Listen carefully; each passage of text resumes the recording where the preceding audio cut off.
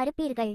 மாம்சத்தின் கிரியைகள்: விபச்சாரம், வேசித்தனம், அசுத்தம், காமவிகாரம், விக்கிரகாராதனை, பில்லிசூனியம், விரோதங்கள், பகைகள், வைராக்கியங்கள், கோபங்கள், சண்டைகள், பிரிவினைகள், மார்க்கபேதங்கள், பொறாமைகள், கொலைகள், வெறிகள், களியாட்டுகள் முதலானவைகளை இவைகளைச் செய்கிறவர்கள் தேவனுடைய ராஜ்யத்தை சுதந்தரிப்பதில்லை.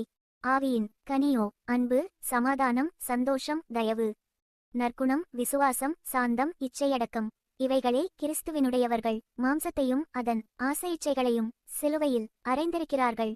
கர்த்தருடைய வார்த்தை நிறைவேறும்பொழுது முடிவு வரும். மனுஷகுமாரன் வரும் நாளையாவது நாழிகையாவது ஒரு மனுஷனுமறியான், குமாரனுமறியார், பிதா ஒருவரே அறிவார். கர்த்தருடைய வார்த்தை வேகமாக நிறைவேறி வருகிறது. சிறுபிள்ளை போல என்னிடம் வாருங்கள், நானுங்களை மாம்சத்தின் கிரியைகளிலிருந்து சுத்திகரிப்பேன். ஆண்டவராகிய இயேசுவே, என் உள்ளத்தில் வாரும்.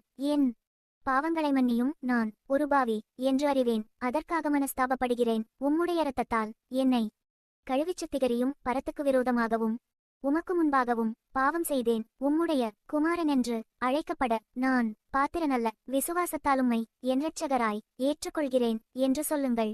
என் இருதயத்துக்கேற்ற போதகர்களை உங்களுக்கு தந்து நானே உங்கள் மேய்ப்பராயிருப்பேன். நீங்கள் என் ஜனமாயிருப்பீர்கள். நான் உங்கள் தேவனாயிருப்பேன். கர்த்தருடைய வார்த்தையை வாசிப்பதையும் சபை கூடி வருவதையும் விட்டுவிடாதிருங்கள். உங்கள் முழு வாழ்க்கையையும் என்னிடம் கொடுங்கள். நானுங்களை என்னிடமாய் வைத்துக் கொள்வேன். நான் உங்களை திக்கற்றவர்களாகவிடேன் என்றார்.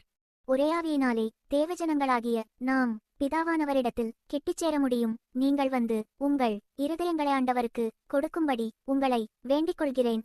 நரகத்தை பற்றியறிந்து கொள்ள அடுத்த பகுதியில் பார்க்க. God bless you all.